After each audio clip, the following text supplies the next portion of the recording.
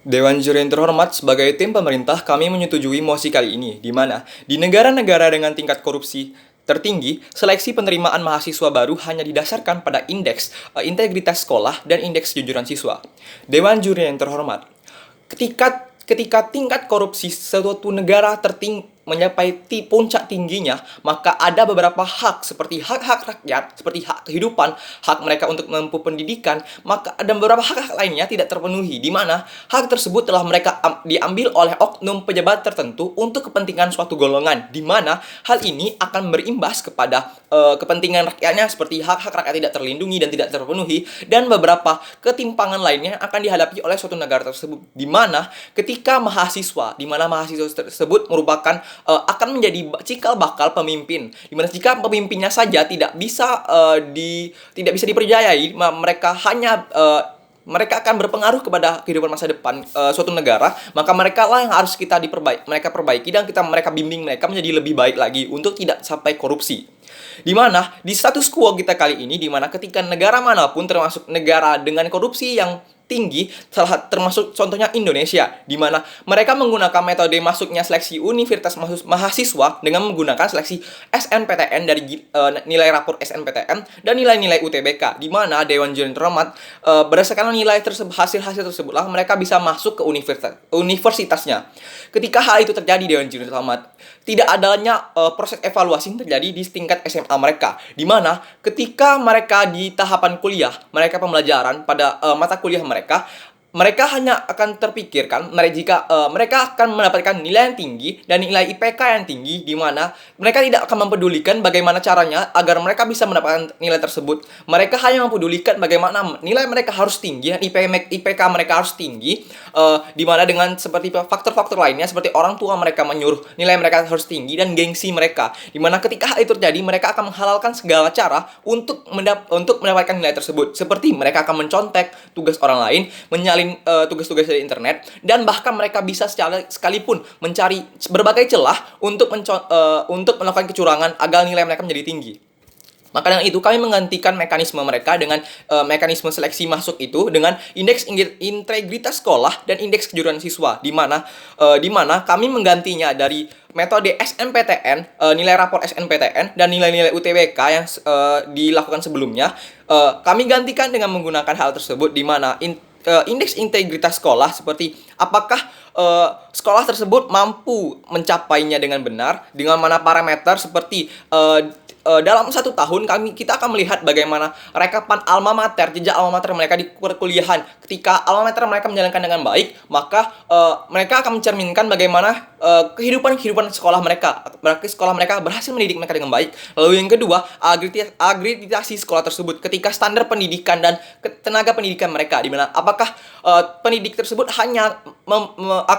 menyampaikan pembelajaran materi saja, ataukah mereka juga mendidik siswa tersebut dengan juri terhormat. Lalu untuk kejujuran siswa sendiri, apabila parameter tidak terpenuhi, kami bisa saja mengetahui permasalahan yang ada, di mana untuk tingkat pengukuran kejujuran siswa selama mengikuti pembelajaran sekolah. Ketika indeks tersebut tidak bisa terpenuhi dan mereka tidak bisa mencapainya, maka kami tidak akan mengizinkan sekolah tersebut mengirimkan anak-anaknya, di mana kami percaya bahwa ketika sekolah tersebut bisa mencapai indeks tersebut dan siswa bisa mencapai indeks tersebut, maka mereka telah memenuhi karakter yang ada dalam parameter tersebut. Dimana hal ini ada 2 hal yang saya bahas, dimana apakah mekanisme seleksi penerimaan mahasiswa baru harus diubah, dan yang kedua, proposal manakah yang akan baik pada akhirnya, Dewan Juri Terhormat. Masuki argumen saya yang pertama, apakah mekanisme seleksi penerimaan mahasiswa harus diubah? Di mana ketika siswa lulus dari sekolahnya bukan lagi parameter dari UN, tapi kelulusan tingkat disesuaikan dari sekolah. Di mana sekolah lain mengambil kebijakan mereka lulus atau tidak. Di mana ketika mereka lulus, mereka akan mendaftarkan ke perkuliahan dengan dengan salah satu jalur SNPTN dengan nilai rapor. Di mana kami percaya ketika mereka menggunakan hal tersebut, itu tidak sepenuhnya bisa kami benarkan dan tidak bisa tidak efektif, di mana pada dasarnya ada beberapa faktor-faktor lain ketika nilai rapor mereka digunakan, di mana pertama seperti contekan saat mengerjakan tugas, seperti mencontek saat ulangan, dan menyalin jawaban teman, bahkan ketika ada saja orang-orang yang pilih kasih terhadap murid tersebut, sehingga akan digabungkan menjadi nilai rapor yang tinggi terhadap rapor siswa tersebut. Lalu di mana ketika hal itu terjadi, maka ini sangat berpengaruh kepada siswa tersebut ke depannya dan bagaimana sikap mereka ke depannya ketika mereka saja sudah diajarkan tidak jujur dan mereka tidak bisa menggunakan dengan nilai-nilai yang ada, maka hal tersebut bisa saja menjadikan mereka seorang yang koruptor ke depannya, di mana salah satu indikator koruptor Dewan Juri Terhormat ialah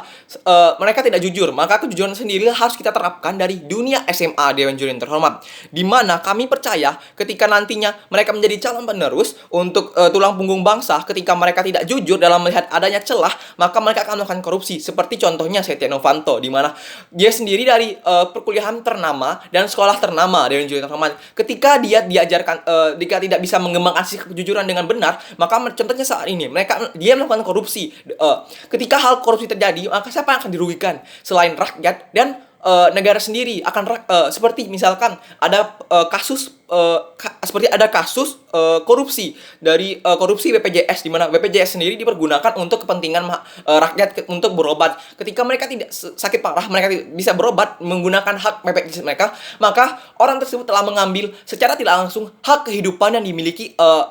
rakyat tersebut. Maka hal inilah yang akan terjadi kerugian terhadap rakyat dan negara Dewan Juri Terhormat. Maka dengan itu kami memupuk fundamental dan keberanian akan kejujuran mereka untuk mencapai seleksi universitas, karena di universitas lah mereka akan lebih berani menuntun bagaimanakah mereka akan mau ke jalur mana mereka kerja Dewan Juri Terhormat, entah itu di instansi pemerintah ataupun tempat lainnya. Lalu ketika kita juga dengan indeks tersebut kita bisa melihat apakah sekolah tersebut memang benar telah mencerminkan kejujuran dan tingkat pendidikan kejujuran yang seharusnya diterapkan, seperti indeks integritas dari sekolah dan kejujuran siswa. Lalu yang kedua, argumen saya yang kedua, proposal manakah yang akan baik pada akhirnya, di mana proposal kami sendiri Dewan Juri Terhormat dari integritas dan kejujuran telah dievaluasi dan telah dilanjuti dan sangat efektif, di mana karena telah dibuat berdasarkan kesesuaian fakta objektif di lapangan, sehingga dapat membuat kemungkinan kecil untuk terjadinya korupsi, di mana kebalikan dari sedangkan proposal yang lainnya mereka tidak menawari evaluasi yang bagus untuk dilanjuti, seperti hanya dimarahi dan dinasihati. Maka dengan itu kami menyetujui mosi kali ini. Terima kasih.